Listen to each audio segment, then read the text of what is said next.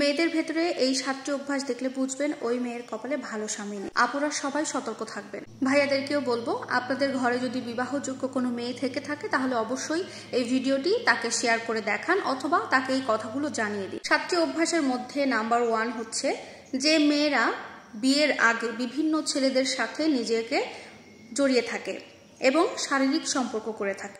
অনেকে বলতে পারেন যে এখনকার যে জামানা, এখন কেউ কোনো রিলেশনে গেলেই এখনকার রিলেশন মানেই শারীরিক সম্পর্ক বা এটা ওটা বুঝিয়ে থাকে। অনেকের হয়তো আবার এত কিছু করার পরেও ভালো কোথাও বিয়ে হচ্ছে।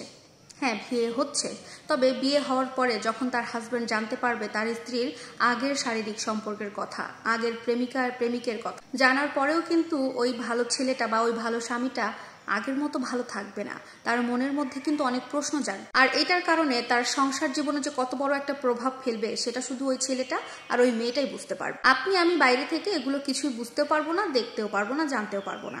তাই যে মেয়েটার কপাল পুড়বে ওই মেয়েটার সতর্ক থাকা উচিত। কোনো মেয়েরই উচিত না বিয়ের আগে কোনো ছেলের সাথে শারীরিক সম্পর্কে জড়ানো। নাম্বার 2, যে মেয়েটা অসামাজিক কার্যক্রমে নিজেকে জড়িয়ে ফেলবে। নাম্বার 3, যে মেয়েদের মধ্যে প্রচুর পরিমাণে হিংসা থাকে, কারোর ভালো সহ্য করতে পারে না এমন ধরনের মেয়ে। অনেক মেয়ে তো ভেবে থাকে সেই এই রাজত্বের রানী, তার মতো কোনো মেয়ে থাকতে পারবে না, তার চেয়ে ভালো কেউ এই পৃথিবীতে থাকতে পারবে না, এরকম চিন্তা ভাবনা তাদের মধ্যে থাকে। হিংসা কিন্তু খুব মারাত্মক একটা খারাপ জিনিস। হিংসার কারণে যে মানুষটার উঁচুতে উঠার কথা, কিন্তু হিংসার কারণে কিন্তু সেই মানুষটা আস্তে আস্তে নিচে নেমে আসে, মানুষের চোখে খারাপ হয়ে যায়, একটা পর্যায়ে তার জীবনটা ধ্বংসের পথে চলে যায়। নাম্বার 4, উঁচু আওয়াজে কথা বলা কিংবা তর্ক করা। বিশেষ করে ছেলেরা কখনো তর্ক করা মেয়েদেরকে পছন্দ করে না। বিবাহিত জীবনে এসে আপনার স্ত্রী আপনার সাথে তর্ক করবে, আপনার মুখে মুখে জবাব দেবে, এটা নিশ্চয়ই আপনি পছন্দ করবেন না। ঠিক সেরকমই কোনো পুরুষ মানুষই চায় না তার বউ তার মুখের উপরে জবাব দিক বা মুখে মুখে তর্ক করুক। এই জন্য যে মেয়েদের তর্ক করার অভ্যাস আছে বা জবাব দেওয়ার স্বভাব আছে তারা ভালো স্বামী পায় না। যদি জুটেও যায় পরবর্তীতে নিজের আচরণের কারণে তার ভালো স্বামীকে সে হারাবে। নাম্বার 6, ছোট ছোট বাচ্চাদেরকে ভালো না লাগা বা ভালো না বাসা। আমি যতটুকু জানি যে প্রত্যেকটা মেয়ে বাচ্চাদেরকে অনেক বেশি পছন্দ করে, কিন্তু এর মধ্যেও না কিছু মেয়ে আছে যারা বাচ্চাদেরকে পছন্দ করে না।